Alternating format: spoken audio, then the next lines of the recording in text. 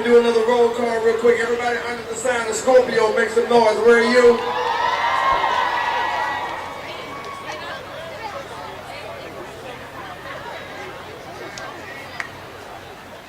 Check, check. Okay, I'm back. This has the mic went out because I called out the wrong. We figured that it's so far beyond us that we can't do this because we're sitting in Baltimore, or we're sitting in South Bend, Indiana, or we're sitting someplace in Arkansas, or in Baltimore. We don't really see ourselves there. How do you change that? Because you don't always have somebody at home to set that example. They decide what they want. Right. And we need to get that word out, particularly to our young people. And I'm into blogs and I'm a social media junkie. I get it. We got a lot of other ways to get the word out. But we're losing our voice. And once it's gone, we don't have to do the work of retweeting it all over again. Because once it's gone, then we're going to realize, wait, we didn't have any control over any of this stuff. But see, I think there's something that's really important, and I can say this because they're not paying me to say this, so I need you to know that they're not paying me to say to what I'm getting ready to say. We're the problem. All right. See, all the rest of y'all need to be clapping and listening. We're the problem. We need to be subscribing to all of our magazines. There shouldn't be a person out here. We got 300,000 people. There should be 300,000 subscriptions walking out of here this weekend. And out of every community across the country. That's number one. Number two, when I look at advertising, I look to see if I see somebody that looks like me.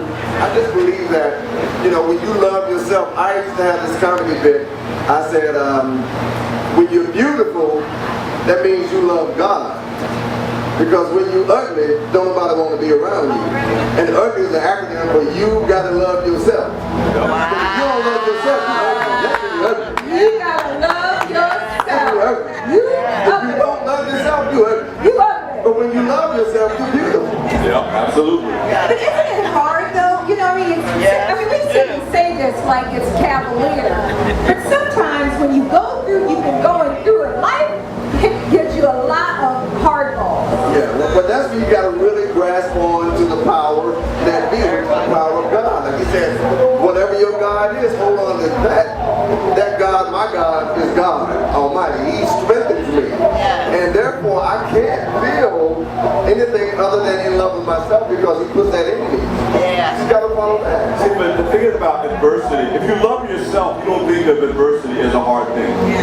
Right. You think of adversity as something that's been sent to you to help you grow. Right. Because it's all about growth. Part of the journey. So when you don't love yourself, you think of adversity as punishment.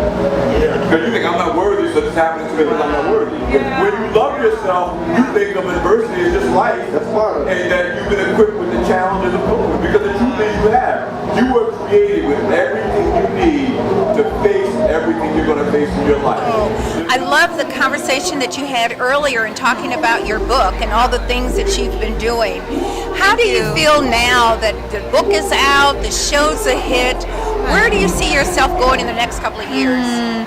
I have to always say that acting is my first love, and I just kind of did all of these things, or as Ayanla says, in the meantime. So I consider this my in the meantime relationship until I'm acting again on a larger platform where I can express myself in another artistic way.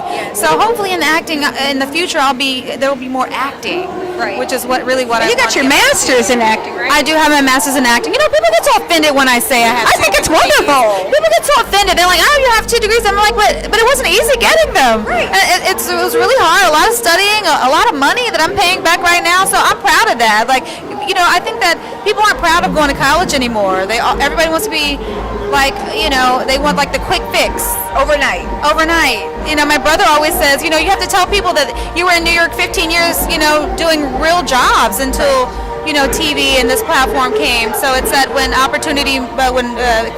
preparation meets opportunity, you have to just be ready. So I feel like I did a lot of work and trying to get ready for this moment right here, and I'm very happy to be here, and I want to use it as wisely as I possibly can. Give us 2 things that you would tell young people.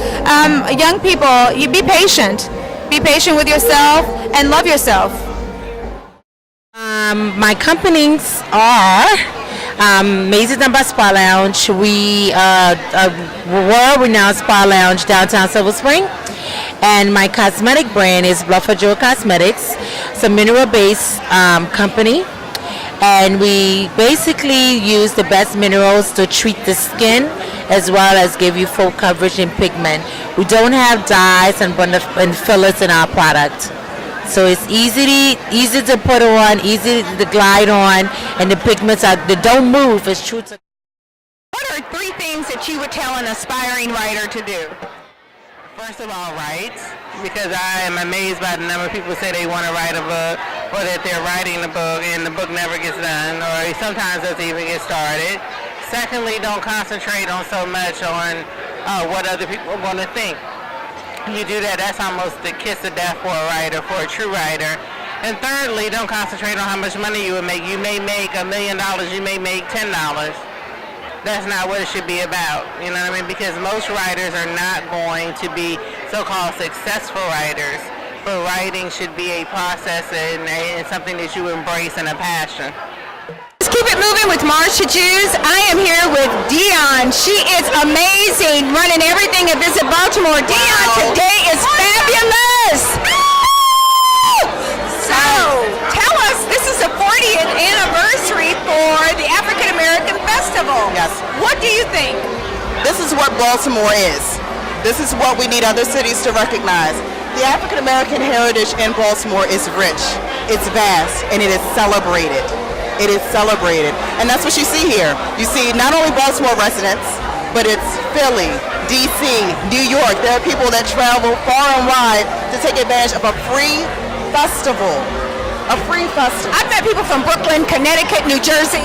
They're here. They're here. They're standing in line with our vendors. They're buying our food. They're staying in our hotels. And that's great for the city.